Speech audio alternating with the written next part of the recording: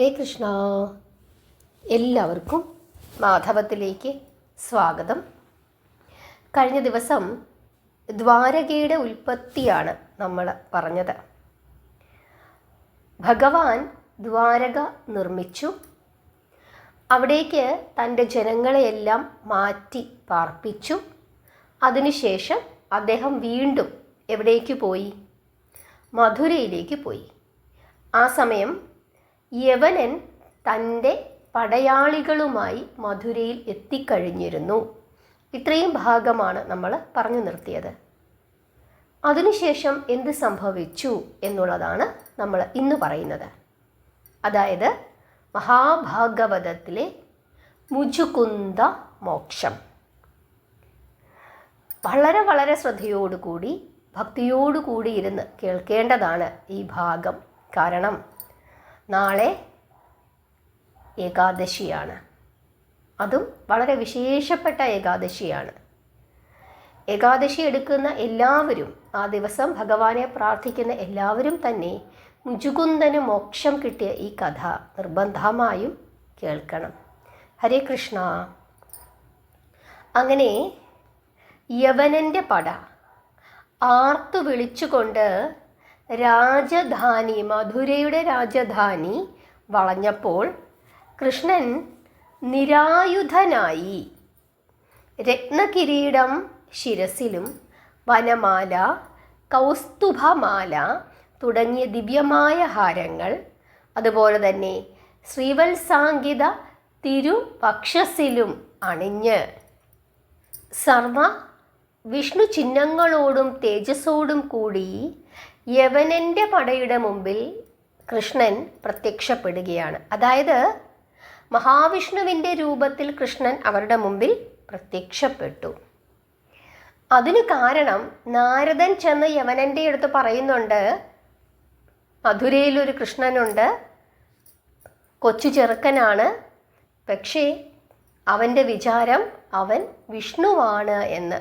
അങ്ങനെ ഭാവിച്ചു നടക്കുന്നവനാണ് കൃഷ്ണനെന്ന് നാരദൻ ചെന്ന് യവനനോട് പറയുന്നുണ്ട്. അതുകൊണ്ടാണ് അപ്രകാരം കൃഷ്ണൻ യവനൻ്റെ മുമ്പിൽ പ്രത്യക്ഷപ്പെട്ടത്. അതോടുകൂടി വിഷ്ണുവാണ് താനെന്ന് നടിച്ചു നടക്കുന്ന ആ കള്ളകൃഷ്ണൻ തന്നെയാണ് ഇപ്പോൾ തൻ്റെ മുമ്പിൽ വന്നു നിൽക്കുന്നത് എന്ന് യവനൻ തീരുമാനിക്കുന്നു. നിരായുധനായിട്ടാണ് നിൽക്കുന്നത് എങ്കിലും ഇവനെ വിടാൻ പാടില്ല എന്ന് കരുതിയിട്ട് യവനൻ മുമ്പോട്ടടുക്കുന്നു. തന്നെ വധിക്കുവാനായി യവനൻ മുമ്പോട്ട് വരുന്നത് കണ്ടിട്ട് കൃഷ്ണൻ ഒരു താമരപ്പൂവും കയ്യിൽ പിടിച്ചുകൊണ്ട്, അതായത് മഹാവിഷ്ണുവിൻ്റെ രൂപത്തിലാണ്, താമരപ്പൂവും കയ്യിൽ പിടിച്ചുകൊണ്ട് ഓടാൻ തുടങ്ങി. യവനൻ വിചാരിക്കുകയാണ് തന്നെ പേടിച്ച് ഓടുകയാണ് എന്ന്. യവനൻ പുറകിന് ഓടാനും തുടങ്ങി. കൃഷ്ണൻ വേഗം വേഗം ഓടും, യവനൻ പുറകിനോടും. കുറച്ച് കഴിയുമ്പോൾ കൃഷ്ണൻ തൻ്റെ വേഗത കുറയ്ക്കും. ആ സമയത്ത് യവനൻ വിചാരിക്കും ഇപ്പോൾ പിടിക്കാമെന്ന്. അങ്ങനെ പിടിക്കാറാകുന്ന സമയത്ത് കൃഷ്ണൻ വീണ്ടും വേഗത്തിൽ ഓടും.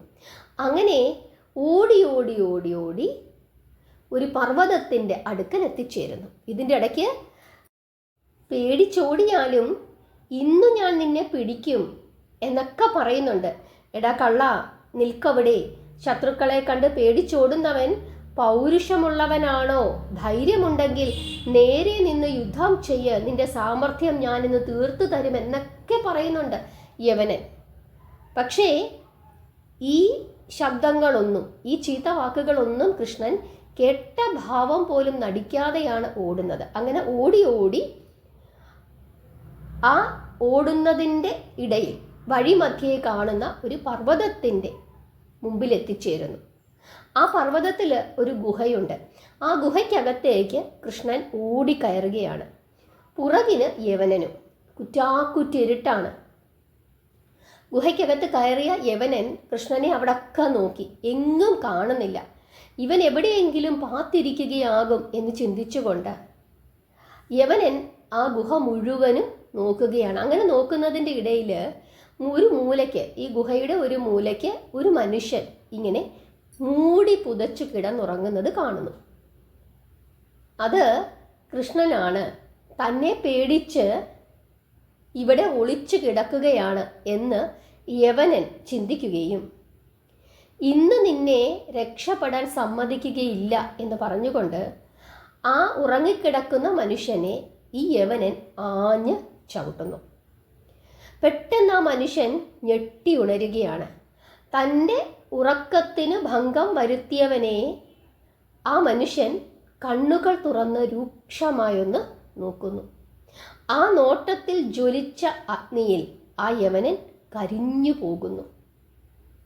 എന്തുകൊണ്ടാണ് ഇങ്ങനെയൊരു മരണം യവനനുണ്ടായത്? കാരണം ഈ യവനന് പരമേശ്വരൻ്റെ ഒരു വരം കിട്ടിയിട്ടുണ്ട്. അതായത് യുദ്ധത്തിൽ ശത്രുക്കളുടെ കയ്യാലോ ആയുധത്താലോ നീ മരിക്കുന്നതല്ല എന്ന ഒരു വരം ശിവൻ ഈ യവനന് കൊടുത്തിട്ടുണ്ട്. അത് കൃഷ്ണൻ അറിയാം. യുദ്ധം ചെയ്താലും ഒരസ്ത്രം കൊണ്ടോ ഈ യവനനെ കൊല്ലാൻ സാധിക്കുകയില്ല എന്ന ഒരു ബോധ്യം കൃഷ്ണനുണ്ട്. അതുകൊണ്ടാണ് കൃഷ്ണൻ ഇപ്രകാരം ഒരു ഉപായം കണ്ടെത്തിയത്. അങ്ങനെ യവനൻ മരിക്കുകയാണ്. ഇനി അവിടെ കിടന്നുറങ്ങിയത് ആരാണ് ഉറങ്ങിയത്? സൂര്യവംശത്തിലെ മാന്ധാതാവിൻ്റെ പുത്രനും വലിയ വിഷ്ണു ഭക്തനുമായിരുന്ന അംബരീക്ഷൻ്റെ അനുജനായ മുചുകുന്ദനാണ് അവിടെ കിടന്ന് ഉറങ്ങിയത്. അംബരീക്ഷനെ നമുക്കെല്ലാവർക്കും അറിയാം അല്ലേ? അംബരീക്ഷൻ്റെ അനുജനായ മുചുകുന്ദനാണ് അവിടെ കിടന്ന് ഉറങ്ങിയത്. എന്തിനാണ് അദ്ദേഹം അവിടെ കിടന്നുറങ്ങുന്നത്? അതായത് പണ്ട് ദേവാസുര യുദ്ധകാലത്ത് ദേവന്മാരെ സഹായിക്കുന്നതിനായിട്ട് ഇദ്ദേഹം സ്വർഗത്തിലേക്ക് പോവുകയും വളരെ കാലം ദേവന്മാർക്ക് വേണ്ടി യുദ്ധം ചെയ്യുകയും ചെയ്തു. അങ്ങനെ ദേവന്മാർ വിജയിച്ചു ആ യുദ്ധത്തിൽ മുചുകുന്ദൻ്റെ സഹായത്താൽ. അതിനുശേഷം സന്തോഷത്തോടുകൂടി ഇന്ദ്രൻ വരം കൊടുക്കുകയാണ്. എന്ത് വരമാണ് വേണ്ടത് എന്ന് ചോദിക്കുന്നു. ഉടനെ ഈ മുചുകുന്ദൻ ചോദിക്കുകയാണ്, എനിക്ക് വളരെ കാലം സുഖമായൊന്ന് ഉറങ്ങണം. കാരണം കുറേ കാലമായി ഉറങ്ങാതെ യുദ്ധം ചെയ്യുകയാണ്. അതുകൊണ്ട് സുഖമായി ഉറങ്ങണം എന്ന് പറയുന്നു.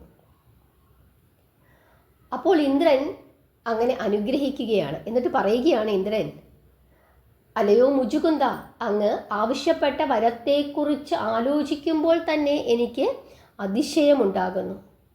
എന്തായാലും അങ്ങ് ഭൂമിയിൽ പോയിട്ട് വളരെ കാലം സുഖമായി ഉറങ്ങിക്കൊള്ളുക.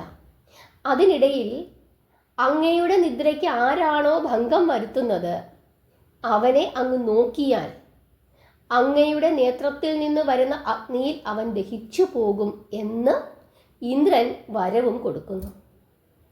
അതിനുശേഷം ധാരാളം അനുഗ്രഹങ്ങളും സമ്മാനങ്ങളുമൊക്കെ കൊടുത്ത് മുചുകുന്ദനെ യാത്രയാക്കുന്നു. അങ്ങനെ അദ്ദേഹം ഈ ഗുഹയിൽ വന്ന് ഉറങ്ങുകയായിരുന്നു. അങ്ങനെ മുചുകുന്ദൻ ഈ ഗുഹയിൽ ഉറങ്ങുന്നുണ്ട് എന്ന് കൃഷ്ണൻ അറിയാം. അതുകൊണ്ടാണ് അദ്ദേഹം അവിടേക്ക് ഓടിക്കയറിയത്. അങ്ങനെ ഈ യവനൻ മുചുകുന്ദൻ്റെ നേത്രാഗ്നിയിൽ ഭസ്മീകരിക്കപ്പെട്ടു. ഇതാരാണ് മരിച്ചത് എന്നൊക്കെ ഇങ്ങനെ ചിന്തിച്ചുകൊണ്ട് മുചുകുന്ദൻ ഇങ്ങനെ നിൽക്കുന്നതിൻ്റെ ഇടയിൽ സർവ വൈഷ്ണവ ചിഹ്നങ്ങളോടും കൂടി കൃഷ്ണൻ മുചുകുന്ദൻ്റെ മുമ്പിൽ പ്രത്യക്ഷപ്പെടുന്നു. കൃഷ്ണനെ നമസ്കരിച്ചുകൊണ്ട് മുചുകുന്ദൻ ചോദിക്കുകയാണ്, വൈഷ്ണവ ചിഹ്നങ്ങളോടുകൂടി അടിയൻ്റെ മുമ്പിൽ പ്രത്യക്ഷപ്പെട്ടിരിക്കുന്ന അങ്ങ് ആരാണ് എന്ന് ചോദിക്കുന്നു. അപ്പോൾ കൃഷ്ണൻ പറയുകയാണ്, അല്ലയോ രാജാവേ, ഇഷാക്ക് വംശത്തിൽ പിറന്ന മുചുകുന്ദനാണ് അങ്ങെന്ന് ഞാൻ അറിയുന്നു. ഞാൻ വാസുദേവ യാദവൻ്റെ പുത്രനായ കൃഷ്ണനാണ്. കംസനെ വധിച്ചതിനു ശേഷം മധുരയിൽ താമസിക്കുമ്പോൾ യുദ്ധത്തിനായി യവനൻ അവിടെ എത്തിച്ചേർന്നു. അവനെ പേടിച്ചോടുന്ന മട്ടിൽ ഞാൻ ഈ ഗുഹയിൽ വന്നു കയറുകയാണ് ചെയ്തത്. അങ്ങനെയാണ് ഞാൻ ഇവിടെ വന്നത്. അങ്ങയുടെ നേത്രാഗ്നിയിൽ ആ യവനൻ മരണപ്പെടുകയും ചെയ്തു എന്ന് കൃഷ്ണൻ മുചുകുന്ദനോട് പറയുന്നു. അപ്പോൾ മുചുകുന്ദൻ വീണ്ടും തൊഴുതുകൊണ്ട് പറയുകയാണ്, പ്രഭോ, അവിടുന്ന് കൃഷ്ണനാണ് എങ്കിലും വിഷ്ണുവാണ് എന്ന് അടിയൻ്റെ മനസ്സ് പറയുന്നു. സത്യം അരുളി ചെയ്ത് അടിയനെ അങ്ങ് അനുഗ്രഹിക്കണമെന്ന് പറയുന്നു. അപ്പോൾ മുരളീധരൻ മുചുകുന്ദൻ്റെ മൂർധാവിൽ തൻ്റെ തൃക്കരങ്ങൾ അർപ്പിച്ചുകൊണ്ട് കൽപ്പിക്കുകയാണ്, ഭക്തോത്തമ, അങ്ങയുടെ അന്ധക്കരണബോധോദയം ശരിയാണ്. ഞാൻ വിഷ്ണുവിൻ്റെ അവതാരമായ കൃഷ്ണനാണ്, ഗോപാലകൃഷ്ണൻ. കഴിഞ്ഞ ത്രേതായുഗത്തിൽ അങ്ങയുടെ വംശത്തിൽ ദശരഥൻ്റെ പുത്രനായി അയോധ്യയിൽ രാമൻ എന്ന നാമത്തിൽ ഞാൻ അവതരിച്ചു. അന്നും അങ്ങ് നിദ്രയിലാണ്ട് കിടക്കുകയായിരുന്നു. ആ യുഗം അവസാനിച്ച് ഇപ്പോൾ ദ്വാപരയുഗമാണ്. അതും ദ്വാപരയുഗത്തിൻ്റെ അവസാന ഘട്ടം. ഈ യുഗത്തിൽ ഞാൻ കൃഷ്ണനായി അവതരിച്ച് അങ്ങയെ അനുഗ്രഹിക്കുന്നു. എന്നെ തന്നെ സദാ ധ്യാനിച്ച് അങ്ങ് മുക്തി അടഞ്ഞാലും ഞാനിതാ അങ്ങേക്ക് സായുജ്യം അരുളുന്നു എന്ന് കൃഷ്ണൻ മുചുകുന്ദനെ അനുഗ്രഹിക്കുന്നു. ഈ വിധം അനുഗ്രഹിച്ച് ഭക്തിമാർഗം ഉപദേശിച്ച് അരവിന്ദനയനൻ അങ്ങനെ അന്തർധാനം ചെയ്തു. അതിനുശേഷം മുചുകുന്ദൻ ഗുഹയിൽ നിന്നും പുറത്തു കടന്ന് നേരെ എവിടേക്ക് പോകുന്നു? ബദര്യാശ്രമത്തിലേക്ക് പോകുന്നു. അവിടെ എത്തി ശ്രീഹരിയെ തപസ്സു ചെയ്ത് മുക്തിയടഞ്ഞ് വിഷ്ണുപദം പ്രാപിച്ചു. ഹരേ കൃഷ്ണ. ഇതാണ് ഭാഗവതത്തിലെ മുചുകുന്ദ മോക്ഷം. ഈ കഥ പത്മിനി ഏകാദശിയുടെ തലേ ദിവസം ഞാൻ നിങ്ങൾക്ക് പറഞ്ഞു തന്നത് എന്തിനാണ്? നമ്മളെല്ലാവരും ഏകാദശി എടുക്കുന്നത്, ഭഗവാൻ മഹാവിഷ്ണുവിനെ പ്രാർത്ഥിക്കുന്നത്, ഒരു ഹിന്ദുമത വിശ്വാസിയെ സംബന്ധിച്ചിടത്തോളം അവൻ്റെ ഏറ്റവും വലിയ ലക്ഷ്യമെന്ന് പറയുന്നത് എന്താണ്? ഭഗവാന്റെ തൃപ്പാദങ്ങളിൽ പ്രാപിക്കുക, ജനന മരണ ചക്രങ്ങളിൽ നിന്ന് മോചനം നേടുക, പാപമോചനം നേടുക, മോക്ഷം. അതാണ് നമ്മുടെ എല്ലാവരുടെയും ആത്യന്തികമായ ലക്ഷ്യം. ആ ലക്ഷ്യത്തിലേക്ക് എത്തിച്ചേരുന്നതിന് നമ്മളെ സഹായിക്കുന്ന വ്രതാനുഷ്ഠാനമാണ് ഏകാദശി.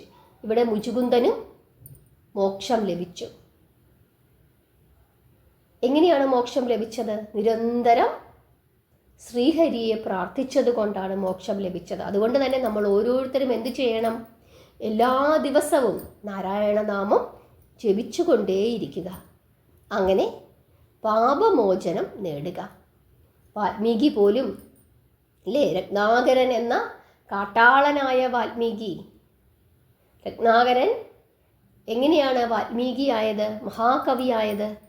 രാമനാമം ജപിച്ചിട്ടാണ്. അതുപോലെ നിരന്തരം ജപിച്ചുകൊണ്ടിരിക്കുക, ഭഗവാനെ പ്രാർത്ഥിക്കുക, പാപമോചനം നേടുക, ജനന മരണ ചക്രങ്ങളിൽ നിന്ന് രക്ഷപ്പെടുക, മോക്ഷത്തിലേക്ക് ഉയരുക.